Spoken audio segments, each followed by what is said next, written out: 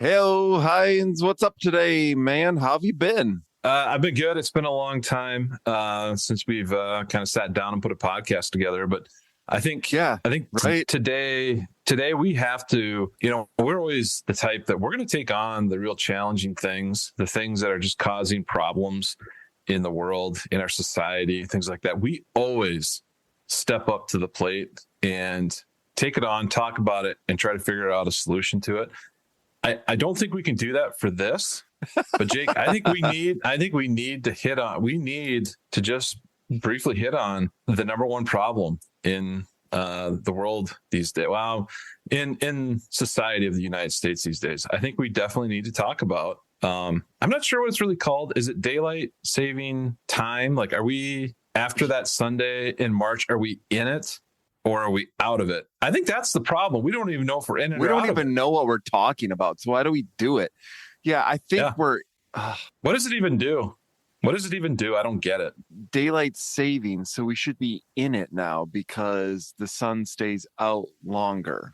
Correct? So we're saving daylight Yeah. for another That's day? I mean, that's what I would think. I might be completely wrong on that. What I meant to say is I have no freaking idea. And here's what really bothers me. Like, a lot of people talk about how the lack of sleep and things like that. Yeah, okay, that's a minor inconvenience. But what really bothers me is when you have to say the time zone you're in, and then you have to say like daylight time or whatever they call it, or standard time. Oh yeah. I don't know which one I'm ever in. Which Never one have a am I clue. in? Yeah. Yeah. No clue. idea. No idea. Am I central daylight time or whatever that is, or am I central standard time in whenever the summer or I have no idea. And I don't like that. Yeah, yeah. And it helps, like, it's not that big of a deal. It usually takes me about 5 to 7 days to get used to the time change. But it helps a lot when you don't have anything on Saturday or Saturday evening when, going into Sunday morning when the time actually does change. The last night my band played a show, and so we got done playing at midnight and we got everything taken down and our cars loaded up by 1 a.m. But in our heads, we're like, it's really 2 a.m. essentially. Mm-hmm. And so I am just like, man, I'm 40 years old. I can't be staying out late like that and then losing an hour. Oh, God, I'm feeling my age today, bro. Yeah. The only thing I do like about it is it throws my kind of like resets my sleep schedule by like time of day, so to speak. Uh-huh. And so now I'm able to actually stay up. It's weird. Anytime this happens, even the one in the fall, whatever that's called, I have no idea what that's called. Nobody either. knows. Daylight savings, whatever. It usually makes it so I can stay up later. I don't know why.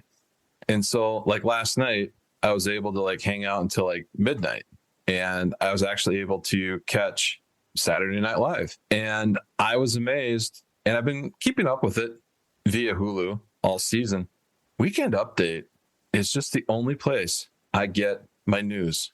I literally watch no other news, some Twitter stuff, but it's Weekend Update. It's like where America goes to get their news. It's my favorite part of the episode. In fact, it's one of my favorite times of the week. So when SNL isn't having an episode, I get really sad because then I get really behind on my news. But I'm like one of those people who claps when Weekend Update starts because I love it so much. I'm like one of those people who claps when the airplane lands or when the movie starts.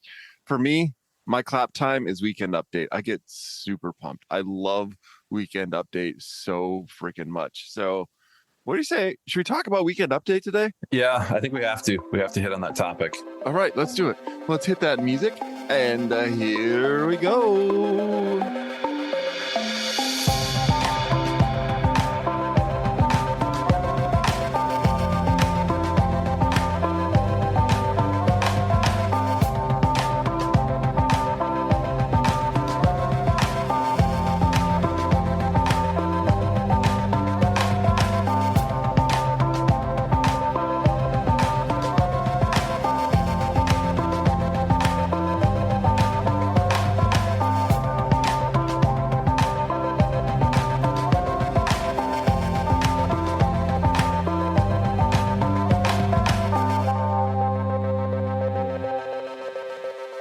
right, we are back from the music, and this weekend we're talking, or this weekend, I'm not with it, you guys.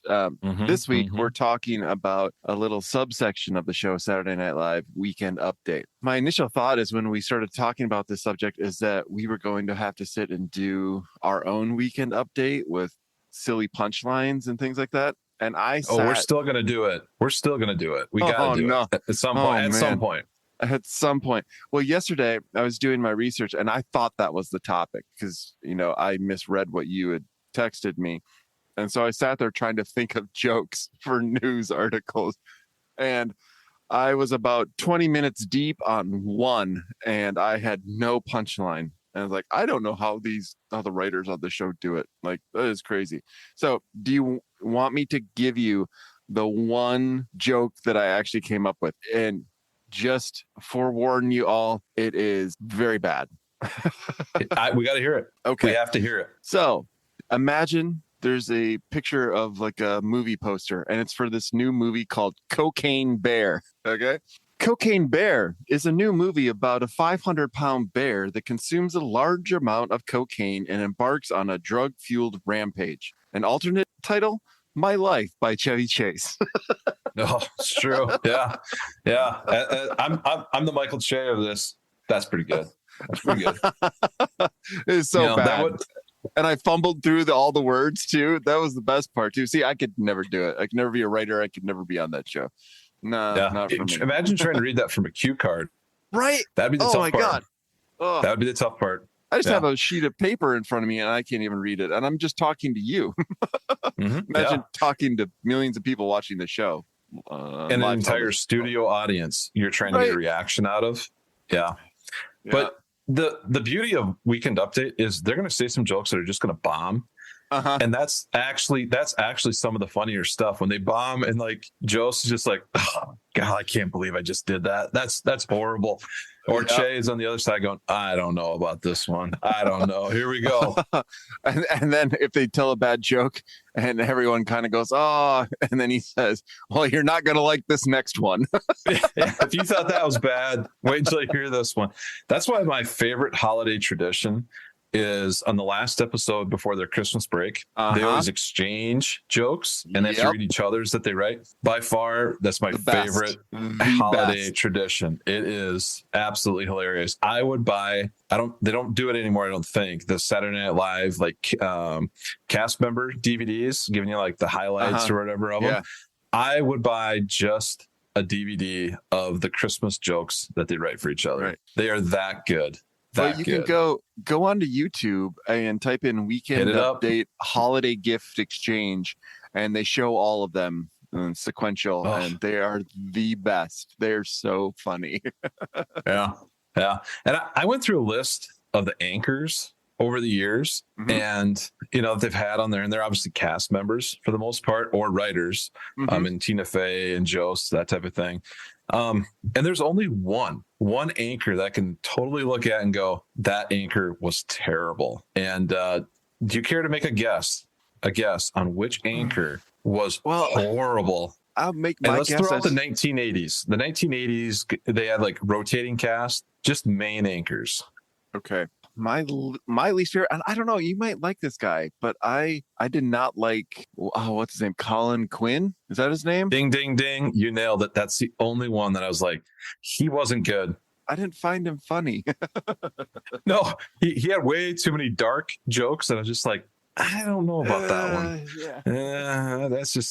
That's not newsy to me. But when I looked through the list, I was like shocked of how many like awesome ones there were, and I've been watching since like the late 80s, and it's stellar. And I didn't even get like the OG, the original was Chevy Chase. And he was good because he played it as a straight news guy, but I'm not even counting him in on the ones that I watched every week. There's just there are legends that did it. I found a list online. I guess there's been 13 combinations of hosts on Weekend Update, but I'm not going to go through all 13. I just made the top 10 list. And this is just according to Entertainment Weekly's website. But number 10 is Colin Jost and Michael Che. And I found that to be intriguing because they are easily my number one. I know a lot of people don't care for them, which I find to be very, very surprising because I think they are phenomenal. They are so good. So I was really surprised to see them so far down on the list. Number 9 is Kevin Nealon. He Mm-hmm. he was the very first host of Weekend Update that I remember. So when I first started watching Saturday Night Live, he was the host of that show, and I thought he was His great. tagline was, "I'm Kevin Nealon, and that's news to me." And that every time that just cracked me up. That is like, it would always, he'd end it, and that would just crack me up. Yeah, so good. Number 8 is the combination of Jimmy Fallon and Tina Fey, also pretty Mhm. stellar. I'm not the biggest Jimmy Fallon fan, but they did really well. They're awesome. Tina Fey Yeah. is a legend. She's one of the funniest people alive. Number 7 was the combination of one of my personal comedy heroes, Amy Poehler, and Seth Meyers. They did fantastic. They're so great. Number 6 was just Seth Meyers on his own. He was good. He was good. Yeah, that was his path to stardom, was actually Yeah. Weekend Update. Yep. He did a very good job with it. Yeah, he's great. Number 5 was one of the old school ones, Jane Curtin from, I don't remember what year she was, but I think it was like late 70s, early 80s ish. Yep. But watching some of those old clips, she was really good. She's phenomenal. She played a straight news lady. It was awesome to watch. She would just read the news and not crack up at all. Like, it how was do you great. keep a straight face? Like, there's no way I could do it. She was well known for not laughing. Well known all throughout Saturday Night Live. And like, this is back when they were doing a ton of cocaine and drunk and all that kind of stuff. You couldn't get her to break. Not one bit. Number 4 was Dennis Miller. I was surprised to see him this high on the list. I never really found him all that funny. I found him to be funnier on that year that he co-hosted Monday Night Football. I thought that was fantastic. He was absolutely hilarious when he would start ripping on OJ. He started doing OJ jokes. He was absolutely hilarious with that, because that's actually what, or not OJ, sorry. That was Norm Macdonald. His was good evening, and what can I tell you? That was his opener, Dennis Miller. And then his other one was, guess what, folks? That's news to me, and I'm out of here. That's how he always ended his Weekend Updates. And I was like, oh my goodness, that guy he was pretty damn good. He was pretty damn good. Number 3 on the list is the original, Chevy Chase, who I thought was really good on that. Yeah. And I love him in a lot of movies. You just hear so many stories about him as a person that he's like one of the biggest jerks alive. So it's hard for me to be like really, really excited to see him that high on the list. But he did what he did in the comedy world, and he was pretty good at it. So there you go. He was damn good. Yeah. Number 2 on the list is the combination of Tina Fey and Amy Poehler. Like, so good. So fantastic. And number 1 is old Norm Macdonald. Oh yeah, by far number 1. I'm Norm Macdonald, and now the fake news. And then he would always have good punchlines involving Frank Stallone and Germans loving David Hasselhoff. I just couldn't handle it. And I had no idea why he kept on talking about Germans loving David Hasselhoff, but they did. They did. And he would pull out during the segment, he would pull out a tape recorder and do like self-help notes, like note to self, don't do this and don't do that. Then just go right back to the show. And of course, he got fired because he kept on ripping on OJ Simpson. Right. Poor guy. Yeah.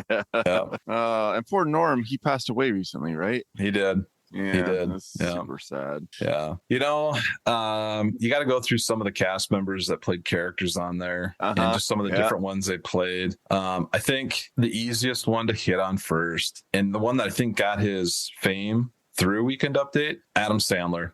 He did Opera Man, Cajun Man, a lot of songs where he bombed and he would just start laughing at, which is always good.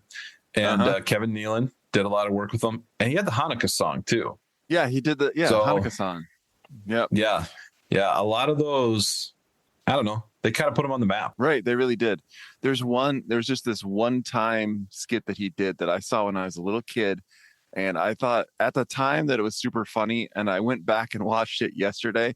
and it wasn't that funny. It was just kind of annoying. But he sits with, I think he has a guitar in his hand, and he has a red hooded sweatshirt on, and he does Good the song song. called Red Hooded Sweatshirt. Red Yep. hooded sweatshirt. Dip, dip, dip. I found that to be hilarious as a kid. This guy just singing about his stupid sweatshirt. But that's what made it funny is he was thinking about dumb things, and you can tell. And I'd kind of heard this on one of the behind the scenes Saturday Night Live things that they would come to him and be like, hey, we need to fill like 2 minutes. Can you just make up a song and fill 2 minutes in Weekend Update? He's like, sure, I'm wearing a red hooded sweatshirt. I'll sing about that. And he's now, have you seen some of his concerts he puts on? Like, they're massive. He'll sell out like a 20,000 seat arena, and it's all singing songs that he basically started on Weekend Update. Yeah, it's pretty crazy. Yeah, it's wild. It's crazy. Some of my other favorite ones, like there's the original one. I don't think this was the first character, but it was one of the first, people on the show that came on regularly, and that was Gilda Radner as Roseanne, Rosanna Dana. Oh yeah, she had that big good. floofy hair. And how fun is it just to say Roseanne, Rosanna Dana? What a great name. How did they come up with that? It's so smart. They had so many comedic geniuses on the show at that same time there that I can't imagine what it was like writing for them. It had to be absolutely crazy because they were probably coming up with so much stuff. Like the writers had to be just as crazy as they were, which it's just, it was a good era of that. How about the Drunk Uncle? Do you remember Drunk Uncle? I do remember Drunk Uncle. Who played that? Was it Bobby Moynihan? Yeah. And he would say all kinds of offensive things, and he'd give that Bobby Moynihan look at the camera where he would just like start laughing or smiling or whatever. It was just good stuff. And those are the characters, the one that a lot of the cast members played that I just thought were great. Like they had, I can't remember her name, but she came out as a little Jewish boy. And she would, that was fantastic. She would just say things or whatever, and then just keep talking about like her bar mitzvah and stuff like that. Killed it. Just killed it. Oh yeah, it was so good. I really like Kevin Nealon's Mr. Subliminal, where he'd be talking, and then under his breath he would mutter something that was actually the truth. He'd be like telling something that was actually a lie, but then he would tell the truth like really quickly under his breath. Oh my god, I can't do it. But if you haven't seen Mr. Subliminal, go check it out. They're great. Kenan Thompson and being Michael Shea's neighbor, I think it was the name Willie, and he'd always like have weird things that would happen, and he'd try to explain it in a certain way, and Shea's like, no man, like someone got murdered next door, and he's like, what? Someone got murdered? just funny things like that. It was just good. It was good. And we can't go through an SNL themed podcast without mentioning Chris Farley, of course. And one of my favorite characters, I think, I can't read my own handwriting, but I think the character was named Bennett Bauer, and he was Brower. He was the air quotes guy. Doesn't get along with people. Doesn't let his scabs heal. Yeah. He's not likable. I don't shower regularly. Yeah. He that was an awesome character. He just did a good job of developing those, because we all know someone like that.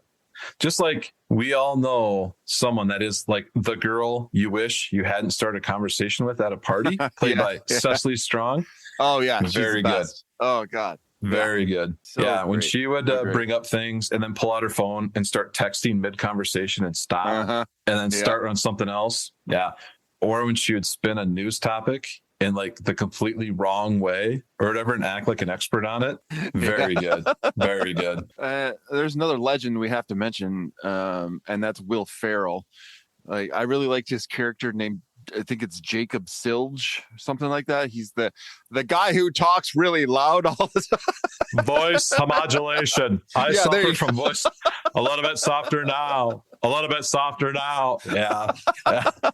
You're doing really good. That was really good, Heights. I love that. Yeah. Oh man, in college it was a nonstop. And I don't remember exactly. I might have this wrong, but I know Will Ferrell did the whole Harry Carey thing, and it was like it wasn't on Weekend Update, but maybe he did do Harry Carey He on did. Weekend Up. Did he? Okay. Oh yeah. He's like, hey, if the Tom's moon was win. made of cheese, would you eat it? Well, Yeah. would you? Cobb's win. And they're pushing him off stage. Yeah, when you he's got saying it. that. You're really good at these. Yeah. All right. Can you tell who I'm imitating right now? The listeners won't be able to, but this will give you a big one. Yes. New York's hottest new club is The hands to the face. And why did he put his hands to the face, Stefan? Because he was laughing he was hard. genuinely laughing. Yeah. I think I'm almost positive we've mentioned this on the podcast before, but a lot of the reason why he cracked so much during that is because he didn't know what was really going to be on the cue cards. Because John Mulaney, big famous comedian now, was a writer at the time. And he would go and change the cue cards right before Bill Hader would go out to do his Stefan. And so he's getting all this new stuff that he has never read before that's just cracking him up because he and Mulaney were like best buds. Hader's often said that John Mulaney is like the funniest human being that's ever walked the planet Earth. And so, yeah, just see him genuinely lose his mind trying to stay in character. So, every time those hands go up, that it was something new. One of the other ones that had a skit on Weekend Update that did not know what they were doing before they actually started was Garth and Kat, that were played by Fred Armisen and Kristen Wiig. Oh yeah, and that's where they were like trying to sell holiday CDs. So they'd always one of them. I think it was Fred had a guitar and Kristen had a flute. Yeah. And I guess when they came out, they had no idea. Like that was a part of it. They were that into the skit that they could just right then and there come up with stuff. And that's why they're always cracking up the whole time, the whole way through it. Just improv legends, like just going to town. It's so I can't even fathom being able to do that. God, what a great topic, by the way. Yeah, this is Weekend Update. This is a really good one. I do have to mention one last one, and this is potentially polarizing because a lot of people either hate this guy or love this guy. And I've mentioned this before that I'm on the love side, and that's Pete Davidson. When he would come on Weekend Update, he would just genuinely be himself. And it was just like, oh my God, this guy's brain is crazy. And it was like 75% of the content was totally bombing in front of the audience, but the other 25% really hit. It hit well. And he was good. He was good. But even the things that bombed, he'd just be like, yeah, that's who I am. Yeah. And he'd just give that look, just skinny kid, just like, yeah, happened. Like, what am I doing here? Yeah. Speaking of bombing, I do have to mention there's one side character that I really disliked. And I just didn't find it funny at all. But Charles Barkley. No, I think he's played by, what's his name? Is it Seth Mooney? It was when he would come on as Baby Yoda. A little pod. Every time I just like this, it would fall really flat with me. But I guess some people liked it. I didn't. So I just had to mention one dishonorable mention. I'll save. This is my last one. I wanted to give you the opportunity to bring it up because she's no longer on the show. Kate McKinnon, number 1, playing Liz Warren on Weekend Update. Always very good. She could do the Hillary, and she could do any of them. Pick whatever politician. And then I'm gonna totally butcher the name, but she would play Olya Polakovsky, the Russian lady that would provide updates on current events, but from a Russian perspective. Very good. Talking about her cats. Would always talk about her cats. And then Deanie, also better known as Somebody's Mom, which is actually based on one of the writers' moms. Oh. And she would come on and give nicknames to people like Mustache or Boobs. She would tell stories about mustache and boobs and legs and whatever. And Kate McKinnon did a real good job with that. There were several weeks in a row that she was the person that would come on there, and do most of every single side week. Stuff. Yeah, she's just fantastic. It was so sad when she left the show, but yeah, I get it. Got to do it. Well, all I got left on my list is one thing that I never noticed for the longest time. What's that? And it's that It's that the anchors always wear the same wardrobe every week. Oh, do they? Tie and coat, or the gals, they'd have coats and stuff, the blouses. It's the same thing every week. Huh. I did not notice that. I'll have to pay attention to that. Huh. It's they got pretty good style. So I was kind of like looking at it one week, like, that's a nice tie. And then next week I'm like, that's the same tie. I'm like, they never change. Even season to season doesn't change. I've often wondered, are like Che and Jost, they have, they have a suit coat on and tie and all that stuff, but do they have like sweatpants on underneath? Jeans. That was always my favorite thing because Che always puts his feet up on the desk at the end to show off his Jordans or whatever. Dennis Miller used to do the same thing, and he always had stonewashed jeans on. Stonewashed jeans. Nice. Yeah. Good style. Good style. Yeah. All right. Well, that's all I got for this week. Are you good to go? Yeah. I'm going to go and watch some old episodes, I think. All right. Yeah, me too. All right. Well, we're going to get out of here. We'll be back again soonish. But until then, have a safe, happy time, and we will check you later. Bye. Bye.